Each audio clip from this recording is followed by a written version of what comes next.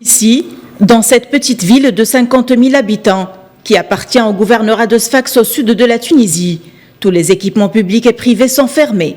Les habitants de Aguerb sont en grève suite aux affrontements qui ont éclaté lundi entre les habitants de la région et les forces de l'ordre et qui ont fait plusieurs blessés et un mort, dont les circonstances du décès sont contestées par les autorités. On a perdu notre frère Abdelrazek dans les affrontements avec la police. Pour clarifier, hier nous sommes sortis pour une marche pacifique. Nous n'avions pas des pierres ou quoi que ce soit dans les mains. Nous avons été surpris par la police qui nous a frappés à coups de gaz lacrymogène. Et la marche s'est transformée en violent affrontement. Voilà, aujourd'hui nous vivons dans le deuil, nous vivons une grève générale.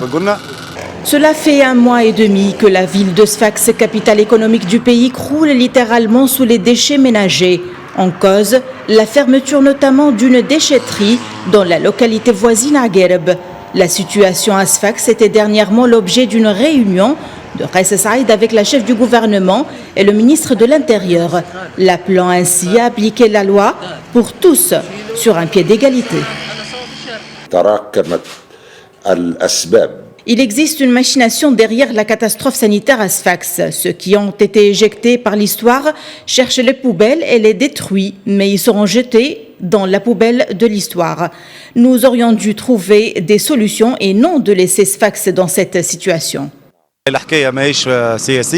L'histoire n'est pas politique. La déchetterie de Aguerb a dépassé la période de son exploitation et a également dépassé sa capacité maximale. Une décision de fermeture définitive à son encontre a été prise il y a longtemps. On a été surpris par la décision du président qui a réouvert le dépotoir par la force. Le président parlait toujours des jeunes. Pourquoi il n'est pas venu pour voir dans quelles conditions nous vivons? N'avons-nous pas le droit de vivre dans un environnement sain?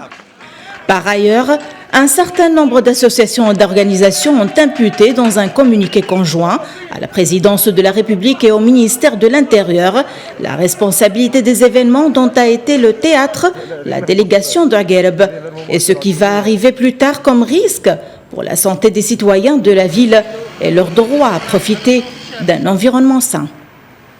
L'affaire de la déchetterie El Gonna remonte en réalité à 2019 lorsque survient la mort d'une fillette suite à une infection bactérienne. En 2020, les habitants ont obtenu une décision judiciaire de fermeture de ce dépotoir, un contentieux que les habitants pensaient enterrer. Depuis Tunis, Najwa Becha pour Média.